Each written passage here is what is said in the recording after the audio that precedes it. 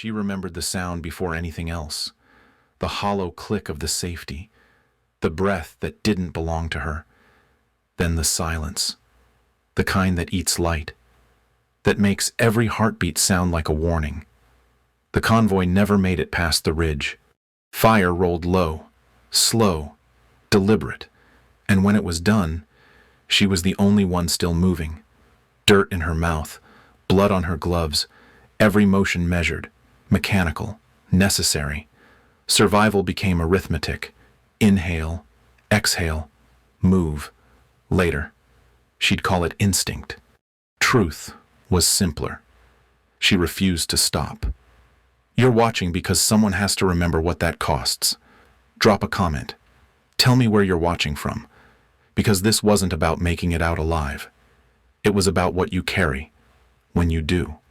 The world began in dirt, grain pressed against her lips, dry, metallic, tasting faintly of blood and rust.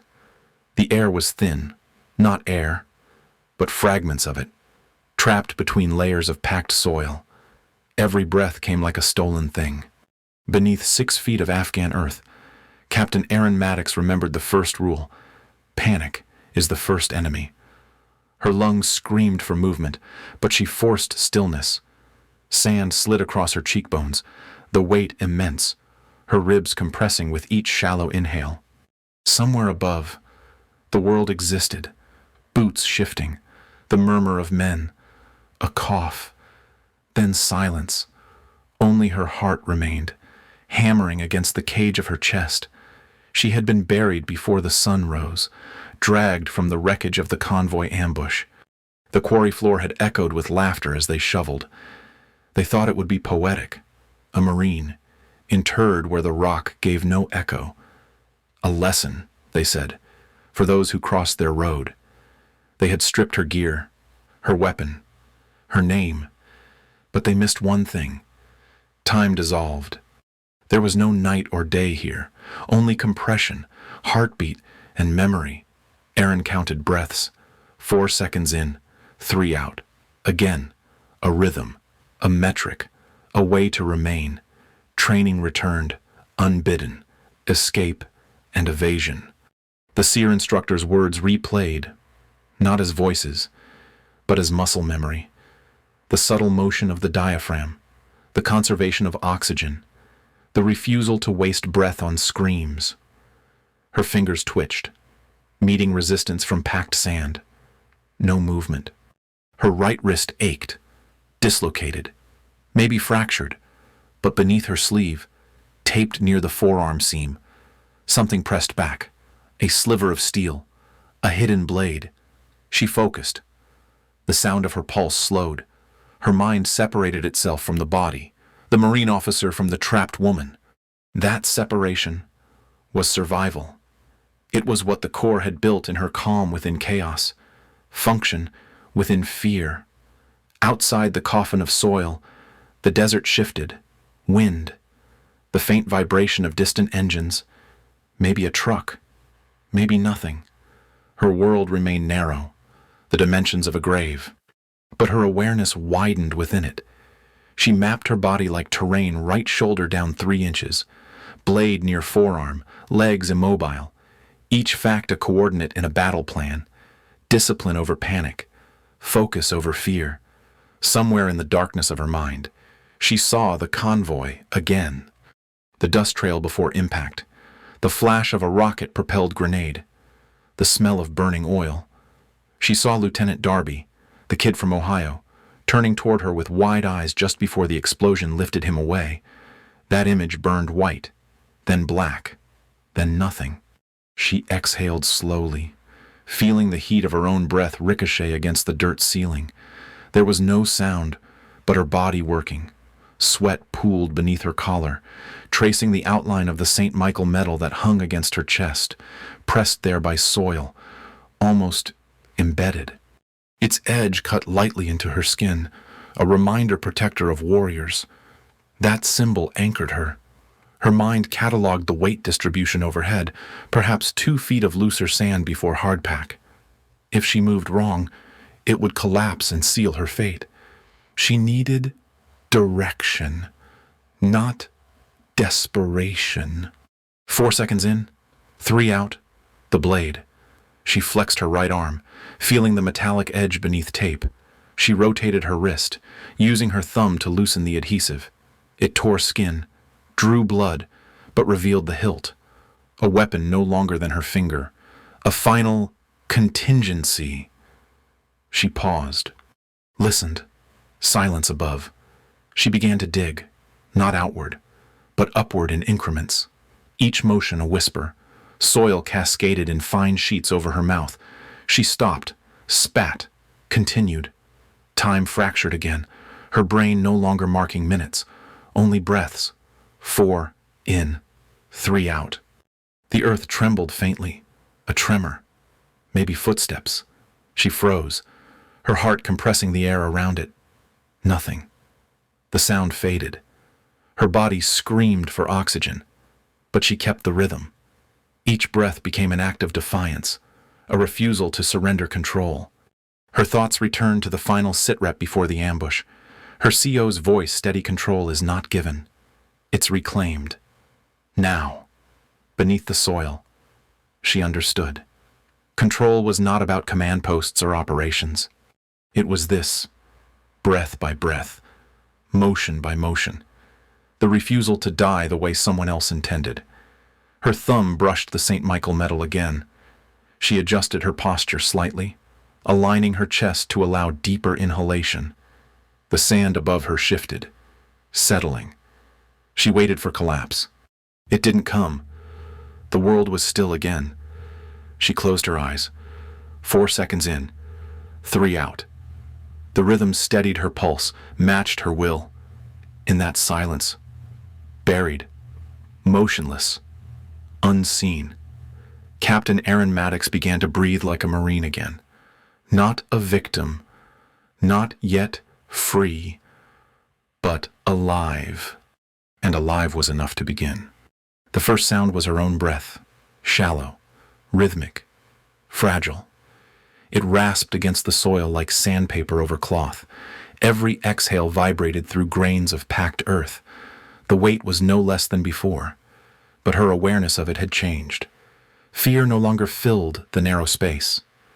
Control did. Her pulse had steadied to a quiet drumbeat. The body, long starved of air, had adapted to the pace of survival, minimal motion, maximum intent. She inhaled through the nose, the air thin and dry, exhaled slowly through parted lips. The rhythm anchored her. 4 seconds in, 3 out. The world pressed down from every direction, yet she found movement in the details. A twitch in the left shoulder, a measured flex of the forearm. The earth shifted imperceptibly, just enough to note density. Packed clay above, looser soil near her chest, a map drawn by touch alone. Her mind was not here. It was somewhere years back.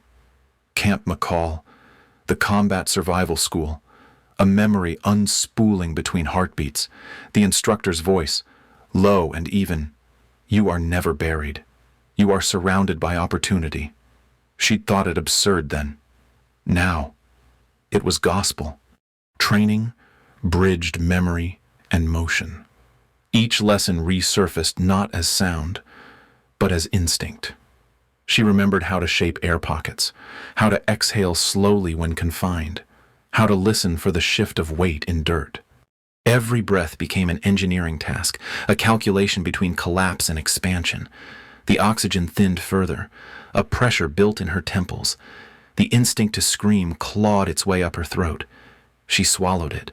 Instead, she measured the motion of her right hand, tracing the faint edge of the forearm blade she'd unearthed in the last hour. Maybe less, maybe more. Time was meaningless here. She flexed, cutting another half-inch pocket near her chin. A thin cascade of dust filled her mouth. She coughed once, contained it. Each particle seemed to scrape her lungs raw. The body panicked, the mind restrained it. Control is not given, it's reclaimed. Her boot pressed into something hard, a dull vibration through the sole. Not rock, something artificial, ceramic, the blade sheath. Her other contingency. Slowly, she turned her ankle, feeling for the angle, grinding the heel to expose it. The pain in her calf sharpened. A good pain, confirmation of life. The earth shifted again, a faint crackle as the soil redistributed. She froze, waited. The collapse didn't come. She counted 3 breaths, then resumed. The small blade now free.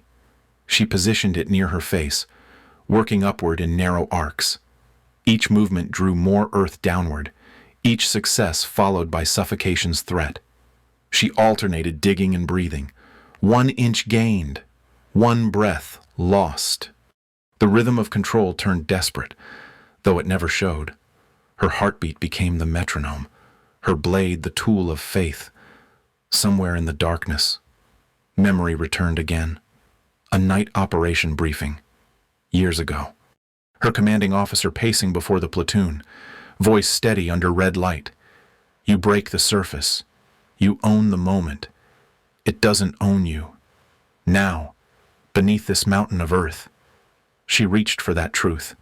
Her fingers brushed air. Cool, faint, but real. The pressure changed.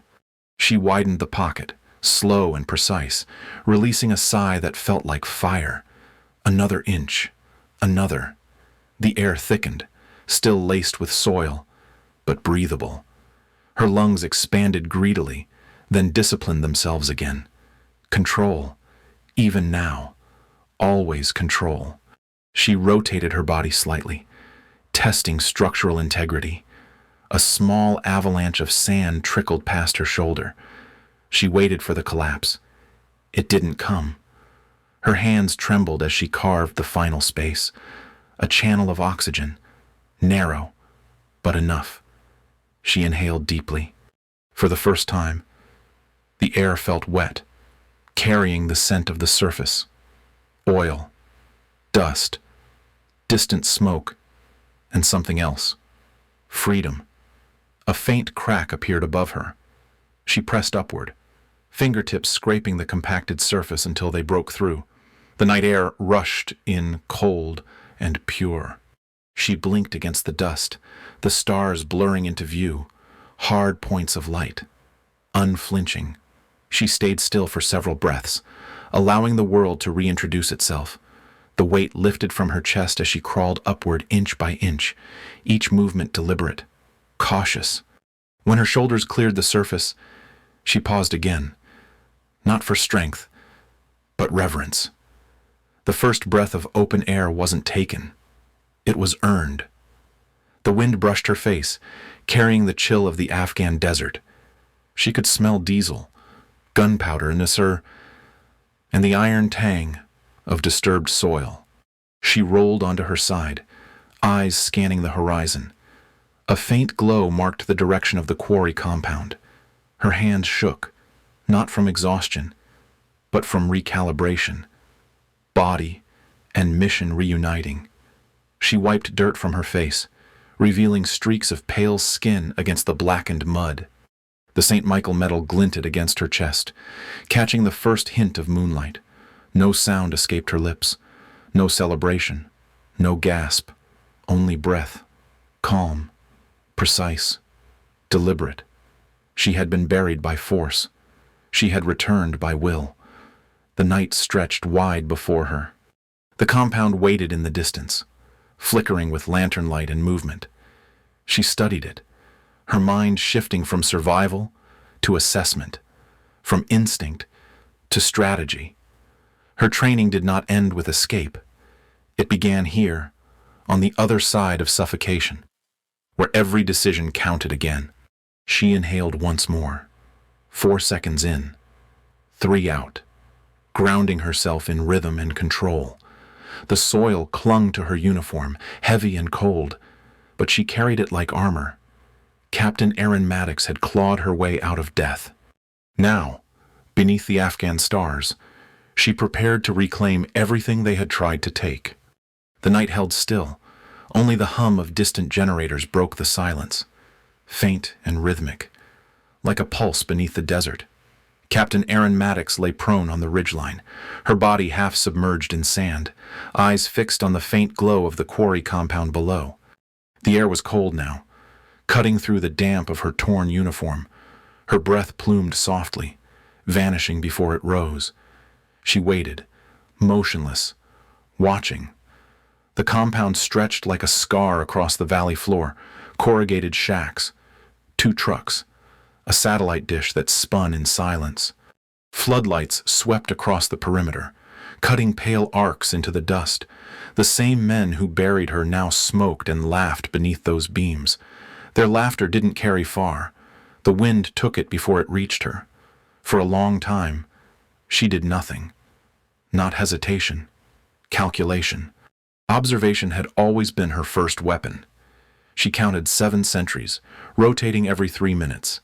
1 generator by the central shack, 1 jammer near the communications post, 2 entry points, 1 vehicle gate, 1 pedestrian, no patrol along the rear cliff wall. The rhythm was predictable. Predictable was exploitable. Her body ached, lungs still raw from the earth she'd swallowed.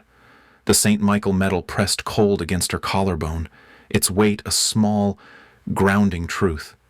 She touched it once, as if verifying she still belonged to the living, then began to move.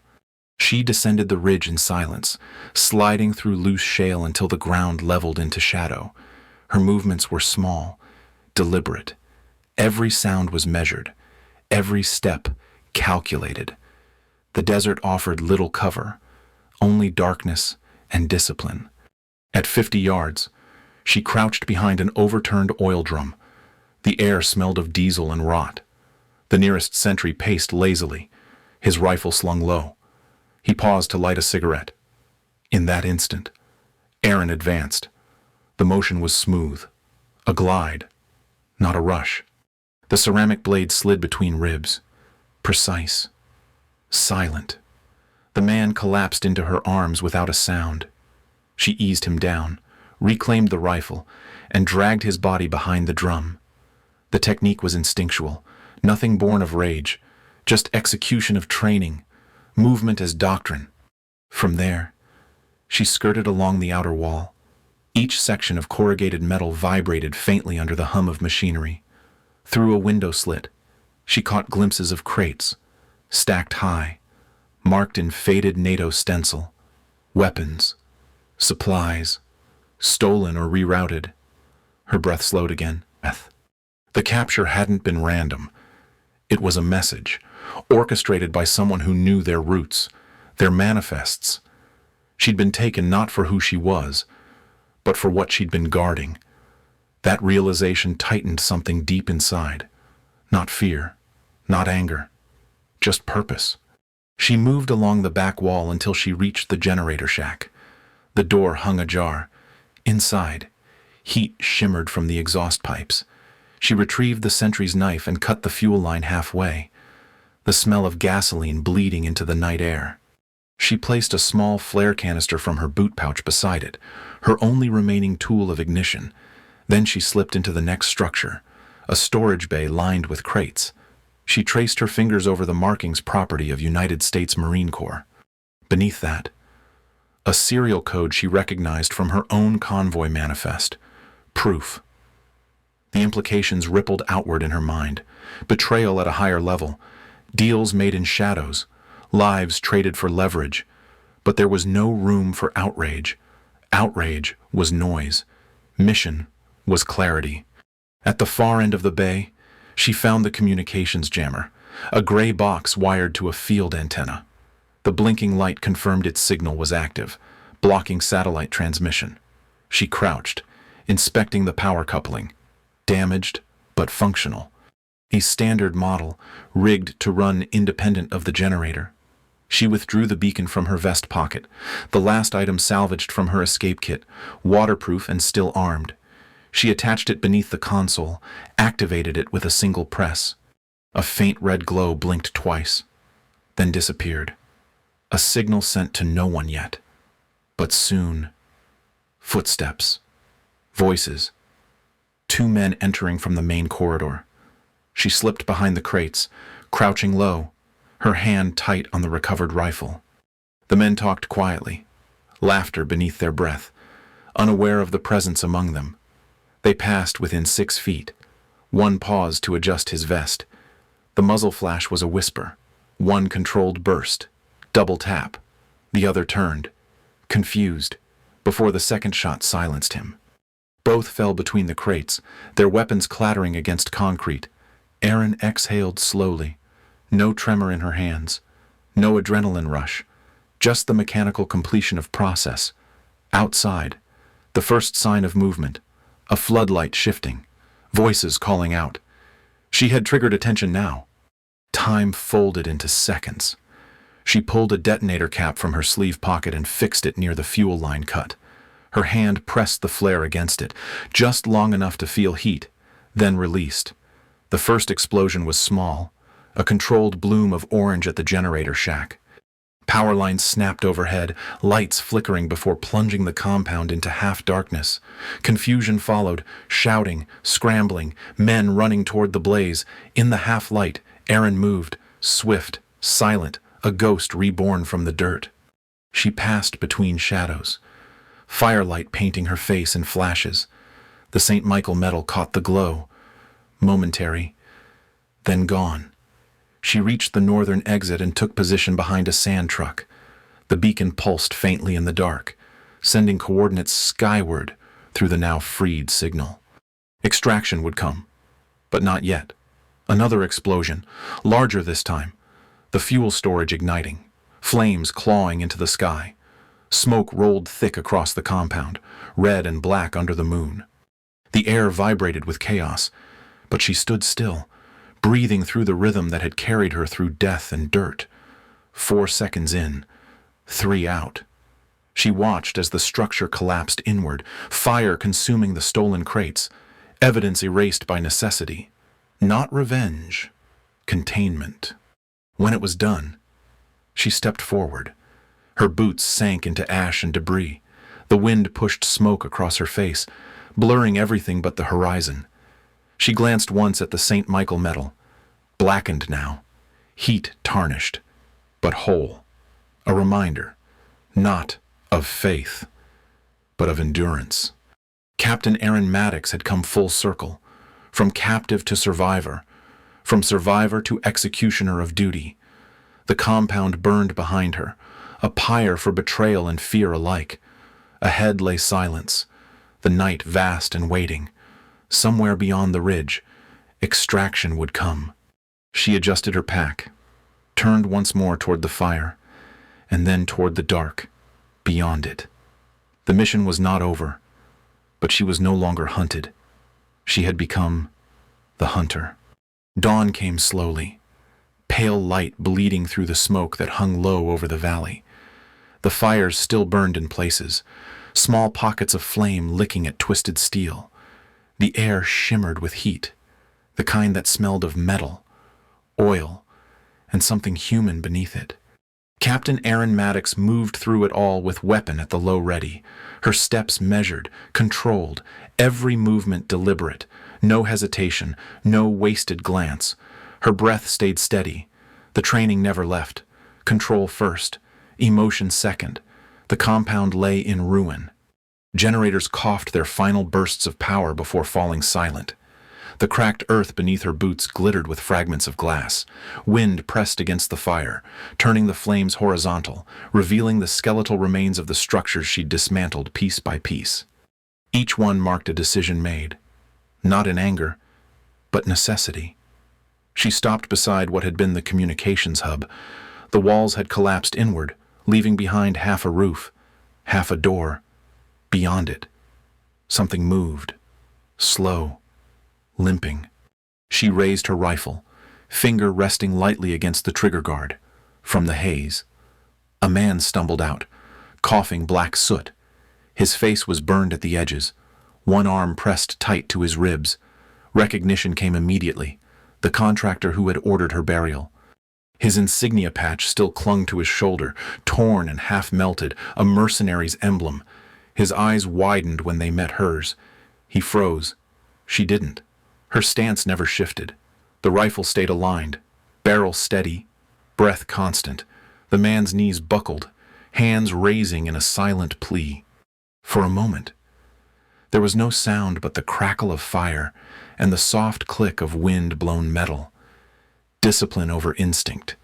Retribution had no place here. The mission was complete. Justice, in her world, was process, not passion. She took a single step forward and swept his weapon away with her boot, her muzzle lowered. He was no longer part of the operation, just evidence of it. She left him there, alive in the ruin he'd built. Survival was punishment enough. The rising sun fractured through the smoke, turning the debris field into a mosaic of gold and ash. The compound's edges blurred as the heat waves rose. She pulled the handheld radio from her vest, the same one that had been dead since capture. Static greeted her first, a long hiss like breath through broken glass, then a tone, then a voice fragmenting through layers of interference. Echo 1. Do you copy? She exhaled once, pressing transmit. Echo 1. This is Maddox. Objective neutralized. Beacon active. Perimeter compromised. The response was delayed by the crackle of distance. Then it came through, steady, familiar, command-level calm. Copy, Maddox. Extraction inbound. ETA 6 minutes. Mark LZ. She turned toward the open yard, gauging space. The smoke still dense, but thinning. She adjusted her rifle sling, pulled a flare from her belt, and ignited it. The bright red light cut through the gray morning. She planted it firmly in the dirt and stepped back. Her eyes tracked the horizon.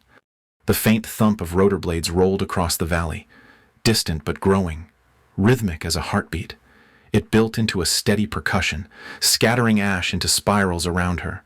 She stood at center, the still point in chaos, watching the sky open. As the first Black Hawk descended, the wind pressed her uniform tight against her body, lifting the ash into a storm around her boots. The aircraft settled low, the downdraft scattering the last traces of smoke. A figure leaned from the open bay, a crew chief scanning, hand signaling for approach. Erin moved forward, low and efficient. The scene unfolded in controlled sequence. Weapons cleared, status confirmed, coordinates relayed. The extraction team fanned out behind her, Marines in full kit, their movements crisp and mechanical. They didn't ask questions. They didn't need to. The beacon told the story. One of them reached for her arm, steadying her as she climbed aboard. Her hands trembled slightly, not from fatigue, but from the body's slow realization that it could finally stop fighting. The world narrowed to the interior of the Black Hawk. Metal, vibration, the scent of fuel. Below, the compound receded. Fire lines twisted through the dark soil, curling into shapes that would vanish with the next wind. The man she'd spared was still there, a faint figure moving among the wreckage. She didn't look back again. The St. Michael metal hung loose now, swinging gently with the aircraft's motion. Its surface was blackened, edges scorched, yet it caught the first light of morning, a small glint, like a heartbeat in metal. She leaned back against the bulkhead, closing her eyes just long enough to feel the rhythm of flight, the machine's pulse syncing with her own. Around her, the radio chatter filled the air, methodical and clear. Mission closure, chain of command restored. Below them, Afghanistan stretched out in fractured silence, mountains fading beneath haze, valleys painted in firelight.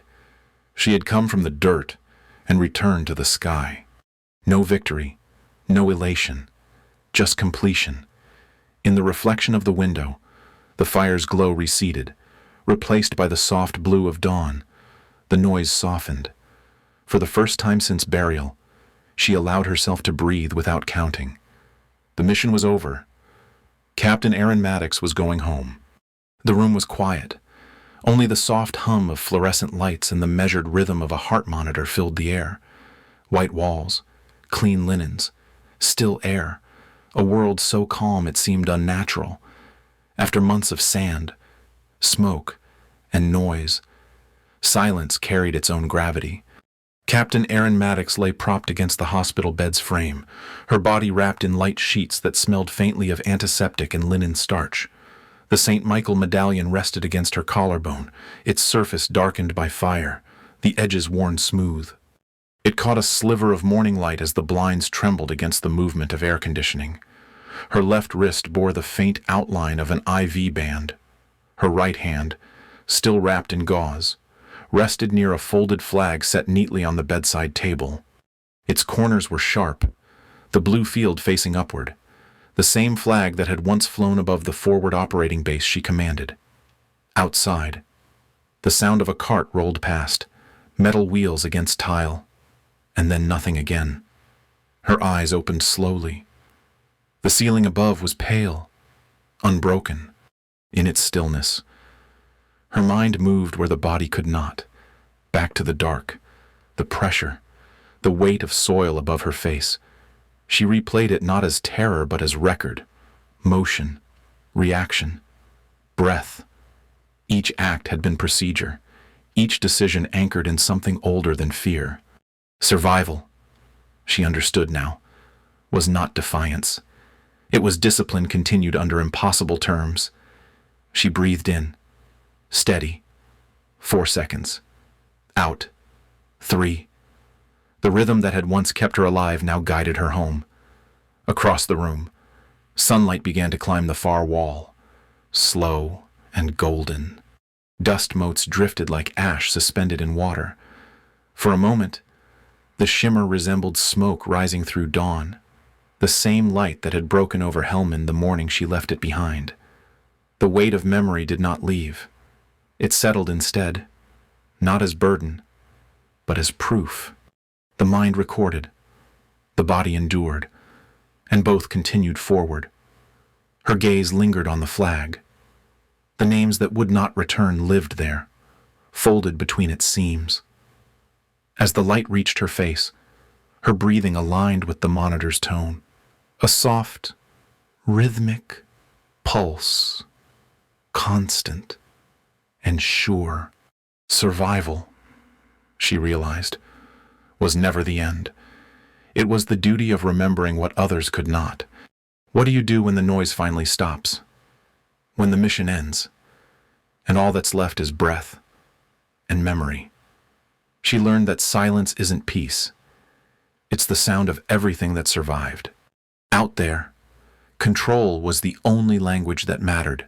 No anger, no fear, just the quiet math of endurance. Every scar became instruction, every heartbeat a reminder that discipline outlasts chaos. If you felt that, if you've ever had to hold steady when the ground gave way, leave a comment below. I read them all. Hit subscribe. Stay in this fight with us. Share this with someone who still believes survival is luck, not skill. Because what you've seen here wasn't a story about revenge. It was a story about restraint and the cost of coming home. The sky's clear now, but the mission never really ends. Stay sharp.